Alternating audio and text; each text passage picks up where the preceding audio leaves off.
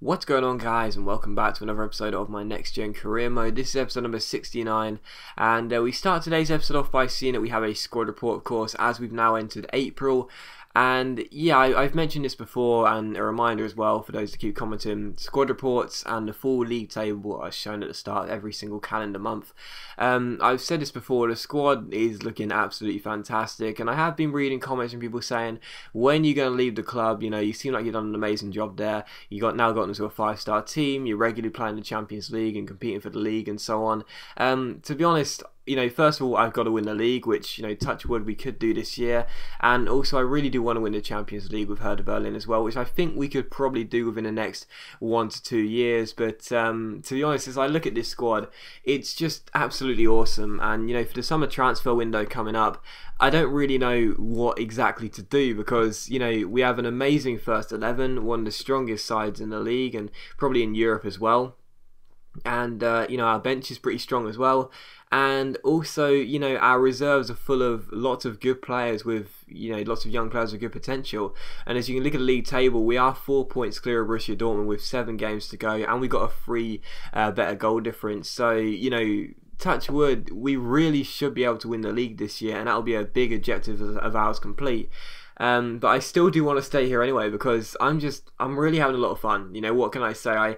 I haven't really found a team in career mode this year that I've had this much fun with, you know, other than Millwall. With Napoli and Spurs in my PS4 career mode, for anyone who watches that, it was alright, it was, you know, relatively good fun, but with Hertha Berlin, I get the same feeling when I'm playing with Millwall, and that's a surprise, because obviously they're my favourite sides, you'd think I'd enjoy it more, but with Hertha Berlin, I genuinely really do enjoy this, so whether we're going to leave or not, I don't know, we could do, but to be honest, for the time being, I'm perfectly happy staying here, and there's still work to be done, like I said, you know, obviously we're hunting for the league title this year, hopefully we can do that, and, you know, I still want to win the Champions League as well, there's still work to be done here, but once we've done those 2 aims, which, as I said, we probably could do in the next 1 to 2 years, then I might consider leaving. But I'm really having fun at the moment, and I don't particularly want to leave when that's the case. But anyway, we take on Hoffenheim for the first game of today's episode. And unfortunately, the first incident was a sad one. Herman picks up an injury in the 4th minute, and despite the fact he could play on and carry on in this game, he will still be out for a couple of weeks. Because it was one of those injuries he can run off and he can play, but he'll still get on the injury list after the game. But he had a shot there, and he went just over the bar. And in the 40th minute, you see Eric Durm play the ball forward towards Herman down the right hand side. He takes on Janssen. A couple of nice skill moves here before giving it back towards Emre Can. He plays it back to him down the right hand side. He takes him on with a step over and beats him. Ends up swinging it across, and Yashil's volley is brilliantly saved by the Belgian goalkeeper, and it is cleared away by Hoffenheim. So I rested quite a lot of players for this game, as you would have seen just before the game. That's because, of course, we had the reverse fixture against Barcelona in the Champions League in the midweek game, so I wanted to make sure I had my first team fully fit for that game, because we are, of course, leading it by a 1-0 on aggregate, and we do want to go through. And to be honest, I still felt comfortable with the backup side coming into this game, because no disrespect to Hoffenheim, but I still feel as though my backup side, with I think 1 or 2 first team players in there, I know Ginter started, we should still be able to pick up the win, and worse, you know, be able to get a draw. But in the 64th minute, El Younousi gets on the ball and plays it backwards towards his man. He shoots, it hits the post, but unfortunately it falls directly to El Younousi, and he strikes it in. Zila did get a touch on it, but he couldn't keep it out, and it is Hoffenheim who take a shock lead here at the Olympiastadion. But, you know, we did have a backup side, so it was to be expected. It wouldn't be too much of a surprise if they got a goal, and they did there. However, in the 70th minute, a nice little back heel by Yashil finds Schultz. He finds Emre Can. A good chance to respond here as he slides it through towards Yashil, turns, gets onto his left foot here, tries to catch the goalkeeper out. Good save, but it falls up in the air, and it's Schultz who dives in and makes it Hertha Berlin 1, Hoffenheim 1, with just under 20 minutes to go. So good finish there by Schultz as he reacts quickest and makes it 1 apiece. And in the 74th minute, you see Hoffenheim have a shot here, but it goes directly into the gloves of Zila. And from that, we throw the ball out quickly. It comes to Yashil. Vollen collects it. It's a great chance here as Timo Werner is running clear, 1-on-1. But my first touch was really poor. I felt the need to take aim from just outside the area, and unfortunately, it turned out to be quite a simple save for the Belgian goalkeeper there. That was my fault. You know, I really should have just carried on running, but I thought they were going to catch up with me, so I thought I'd better take a shot there just in case they do make a tackle and I waste a really good opportunity. And as we make a quick sub here, we had a corner. Serge Gnabry stands over the ball, and eventually I do try and whip out towards the edge of the area. It comes to Kevin Volland, who takes a quick touch here. We strike it from range on the half volley, but it cannons off the bar, and then I somehow missed an open goal with his shield, but thankfully the offside flag was up anyway, so it wouldn't have mattered. But it would have been a wonderful goal by Kevin Volland against his former club, but unfortunately it did hit the bar, and that was how the game would finish. So a 1-1 draw, and as I said, we did have a backup side. I still felt confident of winning the game, but a draw still isn't a bad result really, because at the end of the day there's only a few games to go, and as you'll see by the results around the grounds, Dortmund once again slipped up. They could only manage to draw with Hamburg, and ever since the game we played against them, they've been on a really inconsistent run. They've drawn a lot of games and failed to win in many of them, and as you can see here, they could only manage a draw against Hamburg away from home. As you see, Hermann is indeed out for 3 weeks there, and we keep on matching whatever result they put out. So to be honest, a draw against Hoffenheim at home,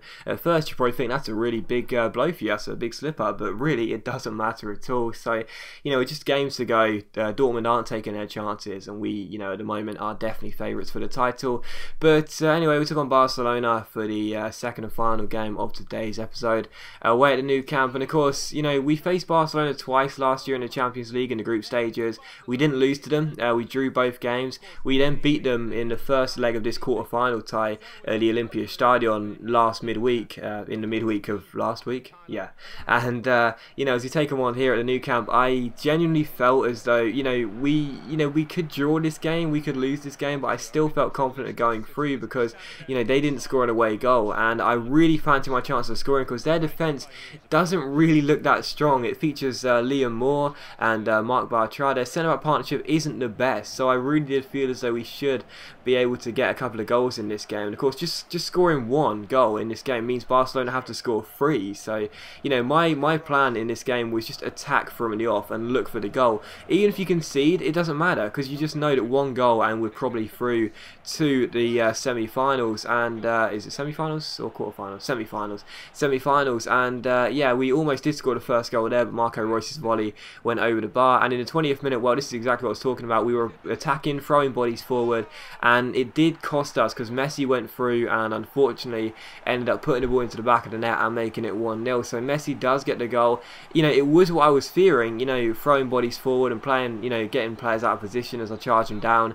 The exact opposite of what I did in the first leg. But to be honest, I still didn't feel, even though Barcelona scored, like I was in any kind of danger, because directly from kickoff, Marco Reus gets on the ball and finds Lasogga. And well, it proves to be true that all I've got to do is score 1 goal, and you can't really see Barcelona coming back because Lasogga scores.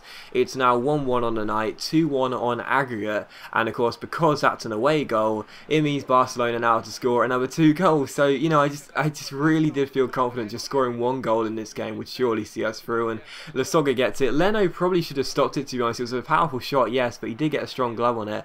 But it's 1 apiece here, and to be honest, I was feeling very confident my chance of going through now. But as Fabregas finds Busquets here, he crossed the ball to the far post. Messi's header is brilliantly saved by Ter Stegen, but unfortunately the follow-up cross is drilled across the face of goal, and Messi scores his 2nd of the game. Can't seem to contain the guy as you'd expect. But at 2-1, it was just hilarious because we were losing this game on the night, and as things stood, we were still going through on the away goals, but Barcelona just didn't really attack. And in the 35th minute, Marco Reus's shot is well saved by Leno. But I talked about this before with EA and how they get their AI to play, and they don't show any kind of urgency or willingness to win the game. And this is what I'm talking about. With about 15 minutes to go, they take off Cesc Fabregas and bring on Alex Song, and it's like, you've got 15 minutes to go. I'm pretty sure he's not your most attack-minded player. Why would you do that? And it's one of those things really, because you see from the corner it's crossed in by Marco Reus towards the centre, and it is Lasogga who goes for the header, but it goes up in the air, and Volland's volley goes over the bar, and the game finishes 2-1 to Barcelona. And we lose on the night, we draw an aggregate, we're through on away goals. I'm really pleased. I'm really glad to be in the semi-finals of the Champions League, but it should have been a lot more tense because I have this feeling EA don't really have their players intelligent enough to know when a situation isn't going well for them, because they probably thought, well, we're winning on the night, and that means if we win the game, that's a good thing. That's why they didn't want to attack. They just sort of sat back, and it's just, I don't know, it's really frustrating because it should have been a lot more tense, but still, we're through to the semi-finals of the Champions League, and I guess I've got to be pleased with it. But as always, guys, big thank you for watching the video. I really hope you have enjoyed it. If you have enjoyed the episode, please leave a like, and I'll see you for the next episode of my Next Gen Career Mode very soon.